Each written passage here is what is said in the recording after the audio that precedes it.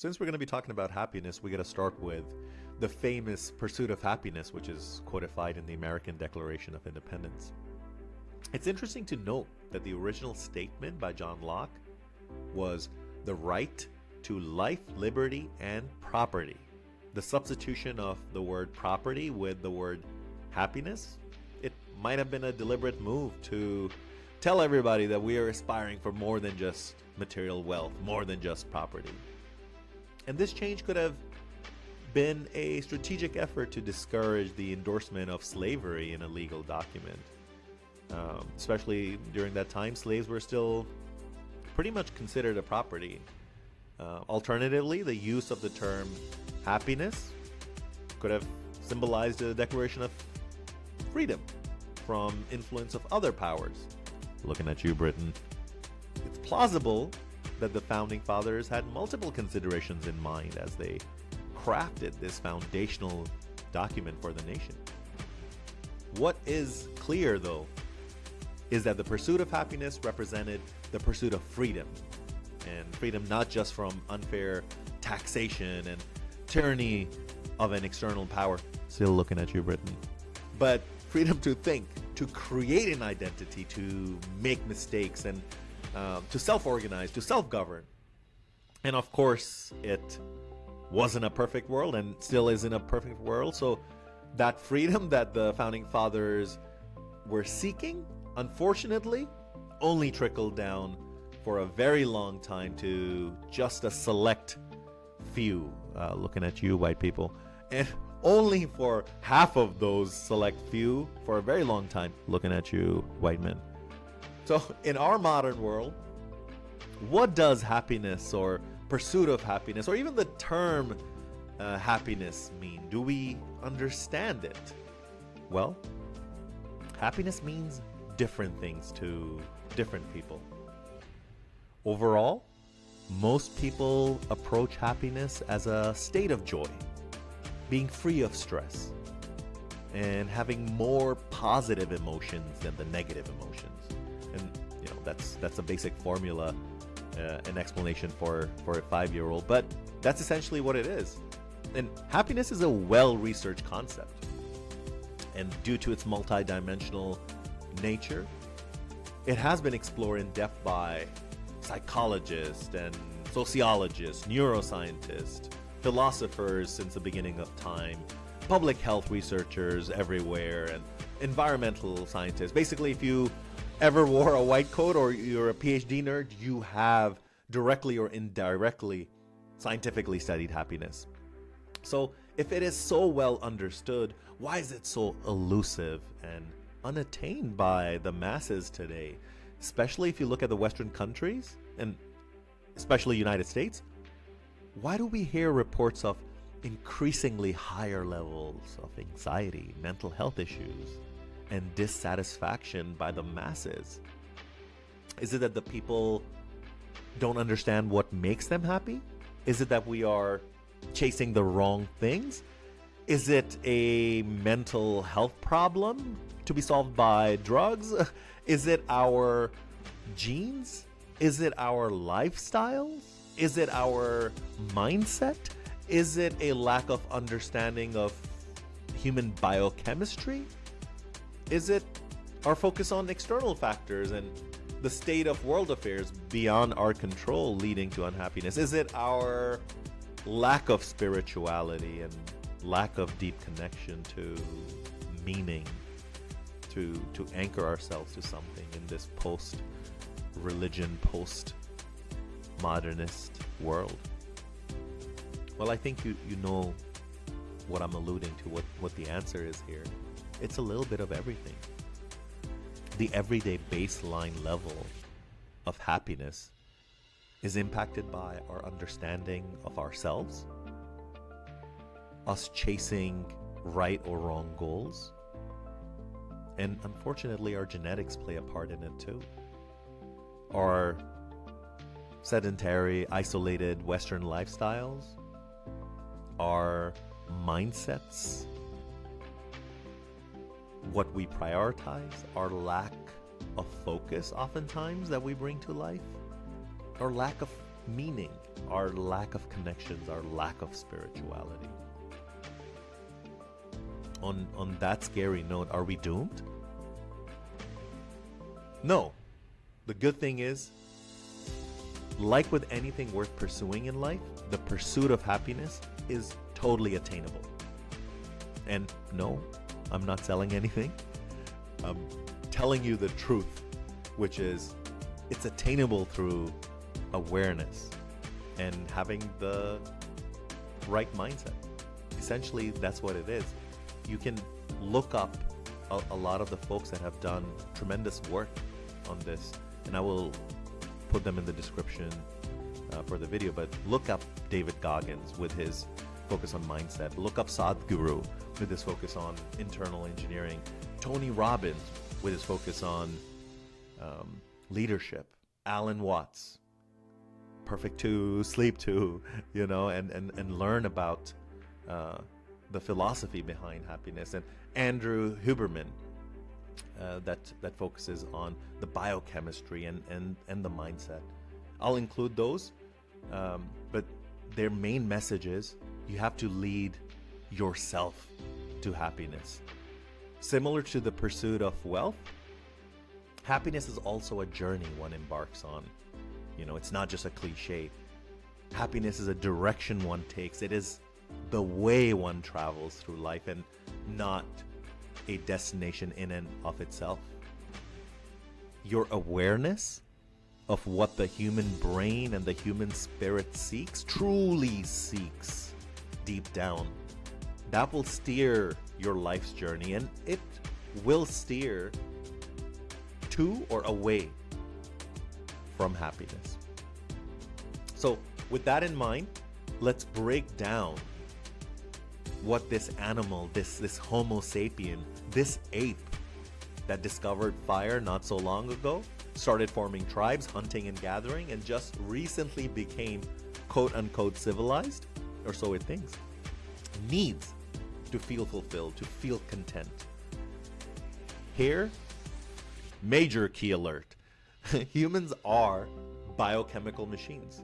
That's the biggest realization that we all need to have. Our brains regulate our body and our mind.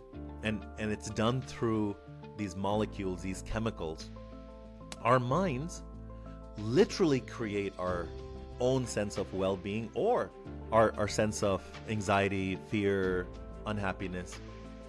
And that Buddha, he wasn't tripping balls when he said happiness resides within our own mind. He wasn't hallucinating from lack of hunger. His 8 keys of happiness, and I'm not going to go into those, but they come from deep understanding that you're in charge of your suffering and in charge of your joy. No one else is. Your brain is in charge of your happiness, which it controls using, now we understand, using 4 chemicals.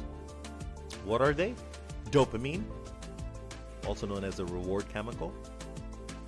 Oxytocin, the bonding or love chemical. Serotonin, the mood regulator. And 4th one, endorphins. They help with the stress, pain relief. So in essence, our brains are little pharmacies, and they dispense these 4 chemicals in conjunction with other proteins to shape our sense of well-being. It is important to understand that brain's main job is to keep you alive by any means necessary. Deep down, that's how the brain operates, taking certain actions that our mammalian brain determines to be in the interest of the survival results in release of certain chemicals as a reinforcer to signal, keep doing what you're doing, buddy. Here's some more drugs for you to feel happy. Keep taking this action. So the key to happiness is knowing how to get your brain to release the right chemicals naturally. And from decades of research, science tells us that your brain survival mechanism is hardwired to reward 4 key pursuits in life. And these are relationship, seeking right movement, giving gratitude, and seeking purpose. And we're going to go into details of each 4 of these, but the thing to keep in mind is it's all through the lens of your brain creating happiness, you being in charge of it, you seeking the right chemical signals. And that takes work. We evolved for 300,000 years, progressing from social apes to now socialites. Human cognitive faculties have evolved to engage in social relationships, and with evidence that suggests that it may be hardwired into the very fabric of our brains. The argument goes that to be successful hunter-gatherers, to successfully defend our families, cooperation was essential. Deep, positive, and supportive connections with other humans were crucial. Regardless of, if you're considering yourself introvert, extrovert, it still comes down to these deep relationships that we need to satisfy our social brains. The famous Harvard study that examined the lives of numerous individuals over the past 85 years to understand what is driving happiness also concluded at the end of it that richness of your relationships equates to richness of your life. So when engaging in a proper, deep conversation and connecting with a friend on a profound level, your brain recognizes the significance of that interaction for its survival, that this person could be an ally, can support you in tough times. This is a good interaction. Keep doing it. Your brain encourages it and dispenses dopamine and rewards this social bonding. Releases oxytocin to build an emotional connection, to build love, and serotonin to heighten joy and suppress any pain and tension you might be feeling. Also, endorphins are released. Gives you relief from stress and anxiety. So quality social time with like-minded positive people that you trust and care results in you feeling a profound sense of happiness. So our brains reward deep relationships. What else? Well, they seek movement. This is a complex one. Our brains reward and dislike exercise. Many of us know this from our inability to drag ourselves to the gym. Anthropologically, this made sense. Calories are precious for survival. Our brains are famous for playing mind games with us. Don't go to the gym. You're tired. Just sleep for 15 more minutes. You can work out later. The bed feels so warm, dude. It's so nice inside the house. You can work out in the afternoon. All of these things that go through our head, it's just mind trying to conserve calories and not waste any energy. And on the flip side of that, the brain also has evolved to reward prolonged physical activity. The theory is that purposeful movement, such as hunting or gathering food, deserves a reward. And this reward often manifests as a endocannabinoid high, also known as runner's high. Around 20-30 minutes into a workout, you will notice that your brain shifts from questioning, why the hell are we doing this, to cheering you on in your pursuit, as if saying, keep chasing that gazelle, man. You're doing great. We're going to be eating tonight. So exercise is not only essential for experiencing these feel-good chemicals, but it's also essential for your survival, for fending off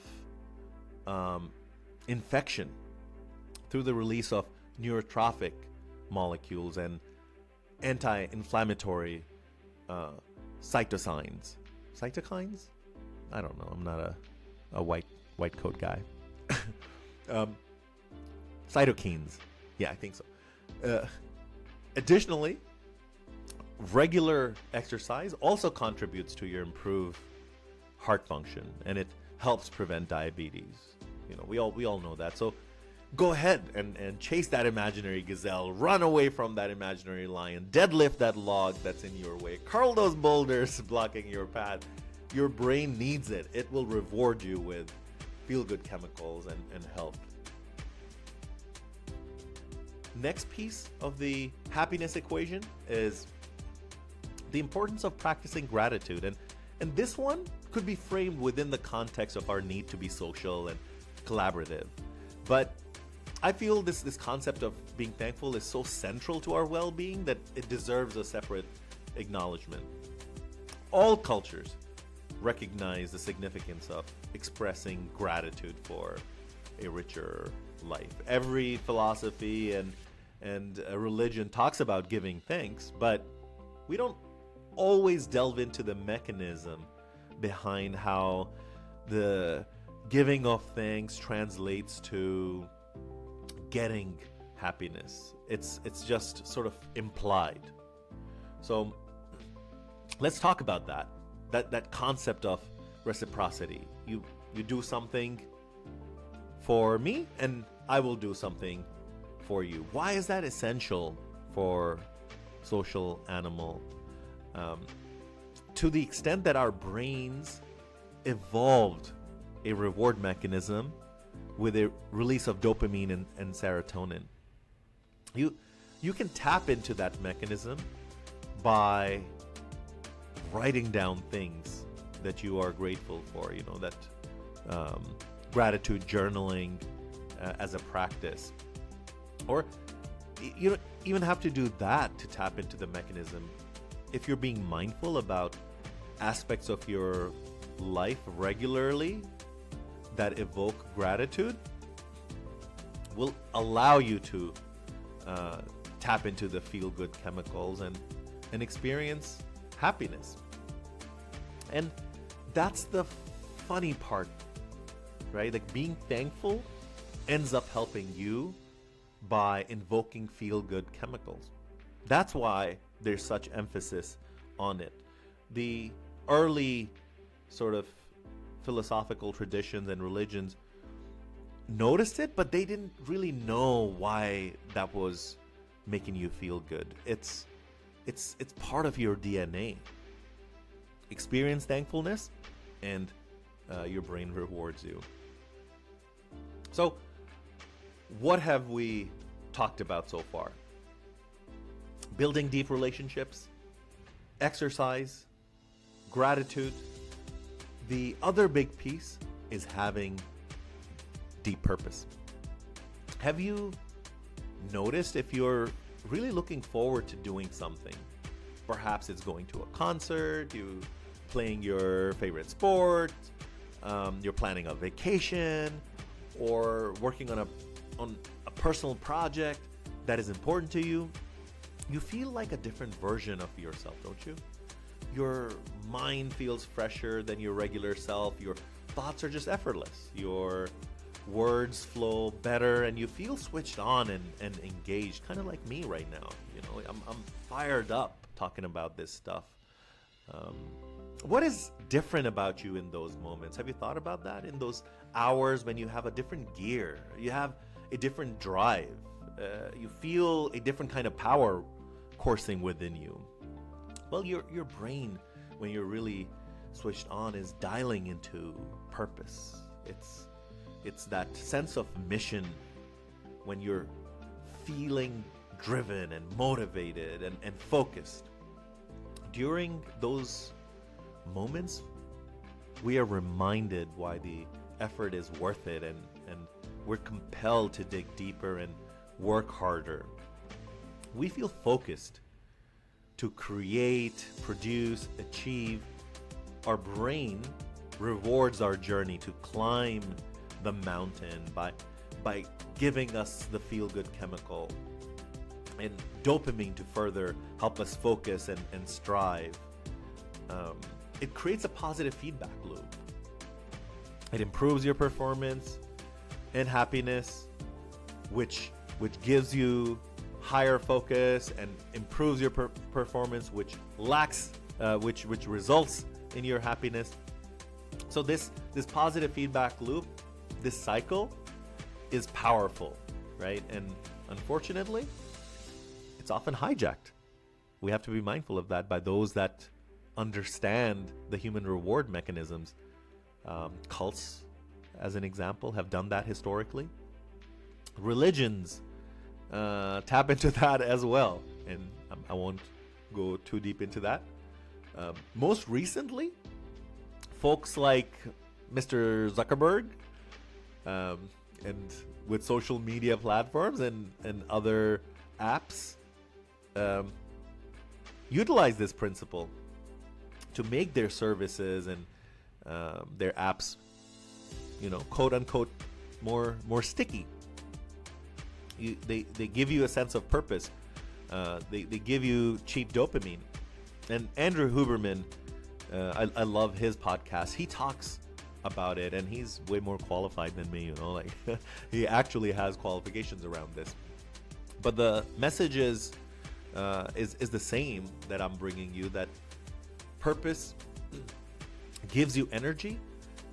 Also, it grounds you. You have this feeling of being small in comparison to the right mission. You feel a sense of awe and appreciation for something greater than yourself. You may have experienced that. It fosters a great respect for life. It gives you a sense of reverence for being alive, especially when you're in presence of shared purpose with other people. Not only are you getting gratitude, you're getting that social interaction, you're feeling humility and transcendence. Your brain is fired up, and you can see how that can be utilized for the wrong purpose by people that understand this mechanism. And finally, purpose also connects us to our inner selves and to others with similar purpose. It comes down to our deep desire to feel connected to the whole. This social ape, you and I, we yearn to serve the right master. Whether that's a leader, a god, your country, a cause, or even your personal idols. Pursuit of money, power, fame, love, knowledge, and so on. It's important you recognize your own wiring. What you feel driven to pursue, what your brain compels you to serve, it's critical that you choose the right master to serve. A master that you need and not necessarily the one you crave. Let me repeat that. You need a master that your wiring needs, and you want to avoid the master that you crave in most cases, because the right purpose, with its power to focus, ground, and connect you to your abilities, will elevate you to the level of a superhuman. And the wrong purpose will literally destroy your life and others around you. So choose wisely, my friend. All right, a few final thoughts. Our overall life satisfaction, which is essentially happiness, is determined by a variety of factors. The Minnesota Twin Study, which was conducted with 1,300 twins, along with a dozen other large-scale studies, have shown pretty conclusively that up to 30 to 40% of our life satisfaction is actually influenced by our genetics. I found that to be crazy. That was very surprising for me. So, unfortunately, some people are just born with a predetermined sense of happiness, which is great for them. But also encouraging to know is that the studies conclude up to 50 to 60% of our sense of happiness is actually shaped by the active pursuit of activities that our brain are wired to reward. Those that we already discussed, the deep relationship building, exercising our mind and body, practicing gratitude, and seeking purpose in life. Lastly, 10% of our well-being, a small portion, is derived from external factors such as community, society, our view of the world, our thoughts around our place in it. And it is important to recognize that happiness, as with all things in life, again, is a journey. It's a constant pursuit. It is a way of living. Don't think of it as a destination. It's a constant work in progress. You have to work at it. So that's the end of it. Hope this video was educational for you all. I wish you all a wonderful and peaceful journey. Let me know your feedback. Hope to talk to you all soon in a new video very soon. Thank you.